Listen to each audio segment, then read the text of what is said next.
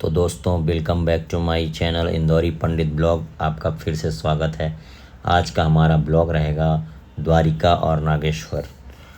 तो आपको कैसे आना है, कहाँ रुकना है, कितना रुपया किराया रहता है, कैसे होटल मिलता है, कहाँ कहाँ घूमना है, किस के थ्रू आप जाएंगे तो आपको इजी पड़ेगा, सब कुछ मैं इस ब्लॉग में कवर करने वाला हूँ, सब कुछ बताने वाला हूँ। चलिए शुरू करते हैं आज का ब्लॉग।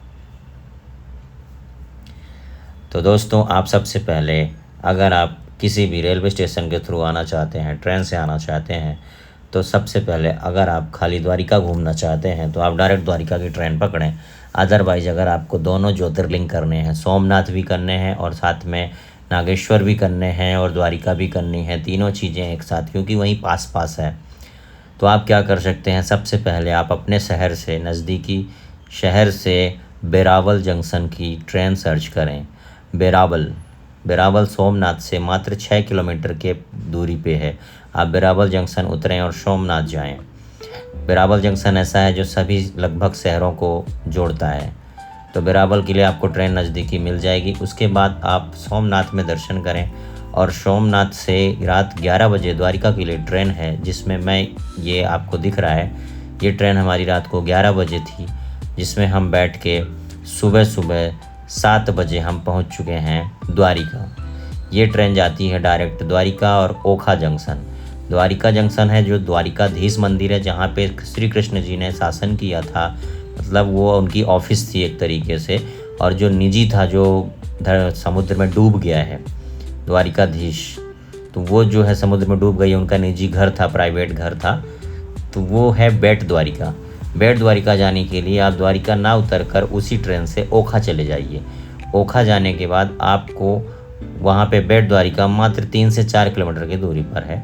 और अगर द्वारिकाधीश उतरते हैं, आप द्वारिका जाते हैं, द्वारिकाधीश मंदिर से लगभग 30 किलोमीटर की दूरी पर है बेट द्वारिका, तो वहाँ पे जा सकते हैं। तो फाइनली मैं तो द्वारिका उतरा। द्वारिका उतरने के बाद ये मीरा मंदिर करके एक होटल है, यहाँ पे सस्ता रूम मिला। अदरवाइज आपको 2000-2500 इस रेंज में रूम मिल जाएंगे ईजिली, और कुछ रूम आप अपने हिसाब से देख सकते हैं, 1200-1500 से भी स्टार्ट हैं। तो ये रूम हमें मिला 2700 रुपये में 6 बेड का।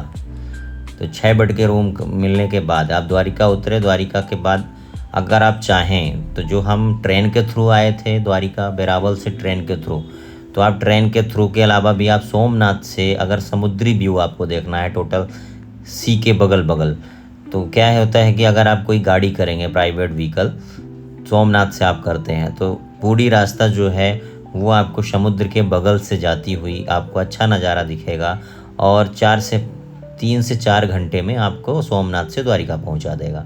द्वारिका उतरने के बाद हम वहां से 20-25 किलोमीटर की दूरी है, 17 किलोमीटर बता रहे थे ऑटो वाले, 17 किलोमीटर की दूरी से हमें मिलता है नागेश्वर। तो हमने द्वारिका मंदिर से सबसे पहले नागेश्वर ज्योतिर्लिंग के लिए ऑटो पकड़ के हम निकल गए। ऑटो वालों ने लिया लगभग 700 से 800 रुपये, हम 7 लोगों का। तो ऐसे किराए के बेस पे भी आप जा सकते हैं, बुक करके भी जा सकते हैं। अगर आप बुक करते हैं तो आपको कुछ अमाउंट में टोटल दर्शन कराएगा, मतलब नागेश्वर, फिर रास्ते में रुक्मणी मंदिर, भटकेश्वर महादेव, ऐसे 3-4 चीज़ें हैं जो वहाँ पे आपको रास्ते में वो विजिट कराएगा। और अगर आप खाली नागेश्वर जाते हैं तो 700-800 रुपये उसने लिया और नागेश्वर मंदिर हमें पहुँचा दिया। नागेश्वर मंदिर में जाने के बाद आपको बहुत ही अद्भुत नज़ारा मिलेगा, क्योंकि यहाँ पे शिव जी, भोलेनाथ की प्रतिमा बहुत बड़ी बनी हुई है, विशाल बनी हुई है, और ये भी समुद्र से लगभग, जो अरब सागर है वहाँ से लगभग 15 से 20 किलोमीटर के दूरी पे बना हुआ है। तो यहाँ भी आप देख सकते हैं। आप नागेश्वर ज्योतिर्लिंग के दर्शन करिए। नागेश्वर ज्योतिर्लिंग की कथा बोले जाते हैं कि एक शिव जी की भक्त थी जो बहुत ज़्यादा भक्ति करती थी, सुप्रिया नाम था। उसने क्या किया कि अचानक उसको किसी राक्षस का नाम मुझे याद नहीं आ रहा है, उसने किडनैप कर लिया था, हरण कर लिया था। तो उसके बाद उसको कोई चारा नहीं था बचने का, तो उसने ओम नमः शिवाय अपने भोले बाबा को याद किया, बहुत ज़ोरों से तपस्या की, जिससे भोले बाबा प्रकट होकर उस राक्षस का अंत किए। और फिर उसकी रिक्वेस्ट से भोले बाबा की शिवलिंग यहाँ पे स्थापित हो गई और परमानेंट भोले बाबा यहाँ पे शिवलिंग के रूप में विराजित हो गए। यहाँ पे शिवलिंग की पूजा भोले बाबा की नाग रूप में और पार्वती माता की नागिन रूप में पूजा होती है। इसमें मान्यता है कि अगर आप नाग नागिन का जोड़ा इसमें चढ़ाते हैं तो आपको कभी आपातकालीन मृत्यु नहीं होती है, और कभी भी ऐसा नहीं होता कि आपको सांप या नाग बिच्छू कोई भी काटे। अगर आप यहाँ पे आके दर्शन करते हैं और नागिन का जोड़ा आप चढ़ाते हैं तो आपको कभी भी सांप बिच्छू नहीं काटेगा, मतलब कोई भी नाग नागिन से काटने से आपकी मौत नहीं होगी। ठीक है, तो अपने जीवन की रक्षा कवच के लिए ये मंदिर में पूजा की जाती है। और ये 12 ज्योतिर्लिंगों में से एक हैं। जैसे सोमनाथ हमने बताया, सोमनाथ और ये नागेश्वर, ये भी ज्योतिर्लिंग में आते हैं, 12 ज्योतिर्लिंगों में से एक है। इसमें मोबाइल अलाउ था, आप सब कुछ प्रॉपर, वहाँ पे वीडियो पुलिस वाले मना कर रहे थे, बट आप उसके बाद वीडियो भी बना सकते हैं, प्रॉपर देख भी सकते हैं, दर्शन भी अच्छे से कर सकते हैं, अपने घर वालों को वीडियो कॉल में दिखा सकते हैं। मतलब सब कुछ, इतना स्ट्रिक्ट नियम नहीं था कि मोबाइल से आप अलाउ नहीं है तो आप वीडियो ना बना पाओ। ठीक, तो आप नागेश्वर दर्शन करने के बाद आप वहाँ से जा सकते हैं डायरेक्ट, या तो रिटर्न या तो रुक्मणी देवी मंदिर। तो रिटर्न जाने के बजाय आप रुक्मणी देवी मंदिर रास्ते में है तो उसको कर लीजिए, और फिर भटकेश्वर महादेव हैं वहाँ कर लीजिए, क्योंकि द्वारिकाधीश मंदिर सुबह 9 बजे से 1 बजे तक रहती है, फिर 1 बजे से 4 बजे तक के लिए, 4:30 तक के लिए मंदिर बंद हो जाती है लंच में। तो आपको 4-5 बजे तक जाने से कोई मतलब है नहीं, इसलिए आप जब तक नागेश्वर मंदिर दर्शन करने के बाद, जैसे हमने किया, उसके बाद हमने लंच किया, लंच होने के बाद हम वहाँ पे चले गए डायरेक्ट अपने होटल, वहाँ से ड्रेस चेंज किया, फिर 5 बजे हम मंदिर के लिए निकले द्वारिकाधीश दर्शन के लिए। तो रास्ते में जो भी मिला, रुक्मणी मंदिर और अपना भटकेश्वर महादेव, वहाँ भी आप जा सकते हैं। और फिर उसके बाद आप बेट द्वारिका का प्लान अगर करें तो वहाँ भी जा सकते हैं, 30 किलोमीटर की दूरी पर है। ठीक, तो यहाँ पे क्या है, नागेश्वर ज्योतिर्लिंग में वो जैसे अपनी सारी मंदिरों में, कई मंदिरों में है कि इतना अमाउंट देकर आप इतना कर सकते हैं, वैसे इसमें भी चार्ट पढ़ लीजिए आप, लिखा हुआ है। इसमें अगर आप संकल्प पूजा कराते हैं, दूध से कराते हैं, रुद्राभिषेक कराते हैं, तो अलग अलग चार्जेस हैं, जो 1000, 1500, 2000, 5000 तक हैं, आपको शिवलिंग तक जाने को मिलेगा। तो मंदिर के बाहर आने के बाद हम नागेश्वर में ये हमने सारा व्यूज़ लिया, वीडियो बनाया, ऐसे करके आप भी कुछ एंजॉय कर सकते हैं।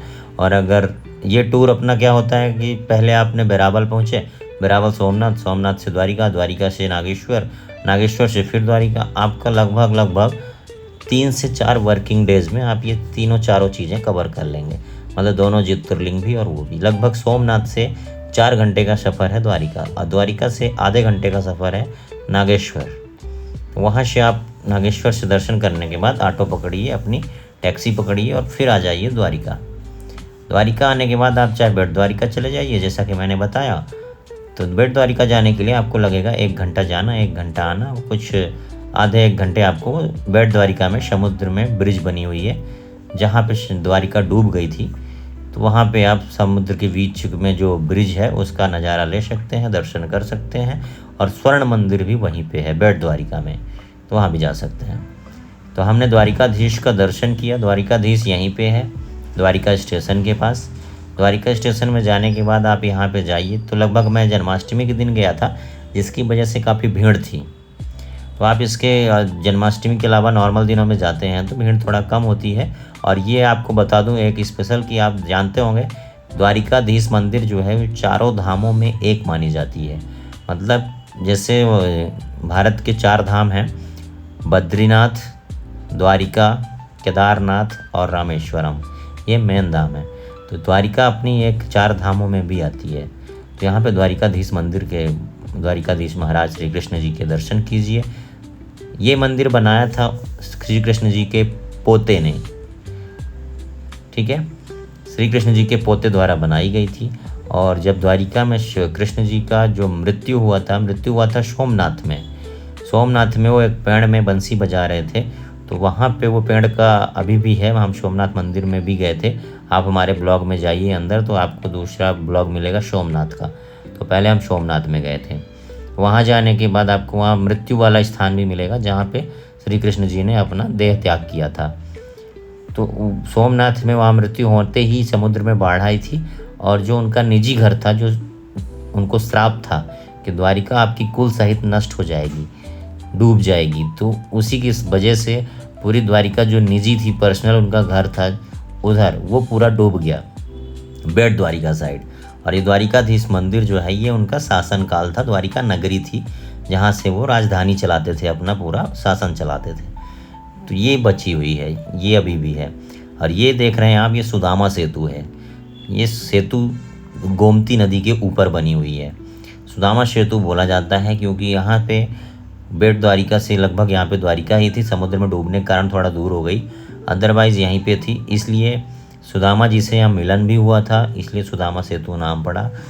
और फिर इसके बाद द्वारिकाधीश दर्शन करने के बाद अगर आपको समुद्र का नज़ारा देखना है, थोड़ा सा एंजॉय करना है, तो द्वारिकाधीश जी के दर्शन के बाद हम चले जाते हैं पहले होटल और ड्रेस वगैरह चेंज करते हैं, क्योंकि समुद्र में जाना है तो अब ट्रेडिशनल नहीं जाते हैं, तो ट्रेडिशनल हम पहने हुए थे इसलिए चेंज करने गए। उसके बाद हमने पकड़ी ऑटो और वहाँ से भटकेश्वर महादेव मात्र 2 किलोमीटर की दूरी पर है, जहाँ 20-20 रुपये किराया ऑटो वाले ने मांगा, ओनली 20 रुपीज़ पर पर्सन। वहाँ से हम पहुँच गए भटकेश्वर महादेव। भटकेश्वर महादेव द्वारिकाधीश मंदिर से मात्र 2-2.5 किलोमीटर, जैसा कि मैंने बताया। तो उसमें आप जाने के बाद आप देख सकते हैं कि भटकेश्वर महादेव टोटल समुद्र में बने हुए हैं, समुद्र के बीचों बीच। आप समुद्र के पानी को तो स्पर्श नहीं कर सकते, लेकिन यहाँ पे जैसे मुंबई में मरीन ड्राइव है, ऐसे ही नरीमन पॉइंट है, वैसे यहाँ भी बना हुआ है। तो ये समुद्र की लहरों का अद्भुत नज़ारा, आप ओरिजिनल साउंड सुनेंगे तो आपकी रूह कांप उठेगी।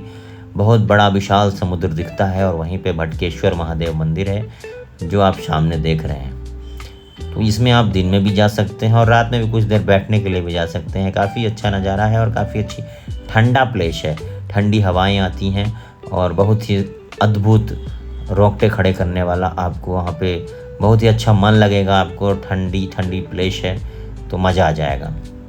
फिर यहाँ पे दर्शन करने के बाद अगर आपका दिन में रहता है तो आप शिवराजपुर बीच चले जा सकते हैं। बेट द्वारिका जैसे है वैसे शिवराजपुर बीच भी लास्ट बीच में है, द्वारिका बीच बोलते हैं। वहाँ पे आपको जुहू बीच जैसा मिलेगा कि समुद्र के पास में आपका जा सकते हैं और पानी भी छू सकते हैं, मतलब पानी आपके पैरों को छुएगा, बीच जैसा पूरा है टोटली। तो वहाँ आप जा सकते हैं। हमें 7 बज गए थे तो 7 बजे बीच बंद हो जाता है शिवराजपुर, इसलिए हम वहाँ नहीं जा पाए, तो उसका हमें खेद है, फिर कभी जाएंगे। तो शिवराजपुर बीच ना जाकर फिर हम सुबह फिर से हमने दर्शन किया और सुबह 6 बजे से जग गए, तो फिर से दोबारा दर्शन हो गए प्रभु के। बोलिए जय द्वारिकाधीश। फिर उसके बाद हमारी ट्रेन थी जो सुबह 8 बजे थी, कहाँ से, अहमदाबाद तक या फिर मुंबई जाती है। तो आप अपना रूट देख सकते हैं कि वहाँ से कहाँ तक जाती है, फिर अपने उधर से जहाँ से रूट है वहाँ से आप ट्रेन पकड़िए और वहाँ से डायरेक्ट आप आ जाइए। या फिर अब दूसरा ऑप्शन है, अगर आप बाया फ्लाइट जाना चाहते हैं तो बाया फ्लाइट आपको अहमदाबाद की मिल जाएगी, राजकोट की मिल जाएगी, जो आसपास स्टेशन है, एयरपोर्ट्स हैं, तो वहाँ के लिए आप फ़्लाइट ले लीजिए और फिर वहाँ से कोई ट्रेन या फिर कोई प्राइवेट व्हीकल करके अब हम द्वारिका पहुँच सकते हैं। जिसको हम ले गए थे उनसे फीडबैक लेते हैं। अपने साथ लेकर आए, आपके साथ जो आनंद की अनुभूति प्राप्त हुई है वो मुझे नहीं लगता। बाकी आपको दर्शन कैसे हुए? दर्शन बहुत बढ़िया रहे भैया, सभी जगह द्वारिकाधीश, यहाँ तक कि भटकेश्वर महादेव भी बहुत अच्छे लगे। टाइम का मैनेजमेंट कैसा रहा? टाइम मैनेजमेंट सर आपके होते हुए टाइम की दिक्कत नहीं आई, फैसिलिटी की दिक्कत नहीं आई, हर चीज़ लग्जरी हुई है सर। चलिए, कम से कम बजट और ज़्यादा से ज़्यादा फैसिलिटी। हमारे सब्सक्राइबर को क्या बोलना चाहेंगे? हम आपके सब्सक्राइब को यही बोलना चाहेंगे कि सर ज़्यादा से ज़्यादा इन्फॉर्मेशन के लिए सर की वीडियो को लाइक करें, शेयर करें और सब्सक्राइब करें। चलिए, थैंक यू। ओके।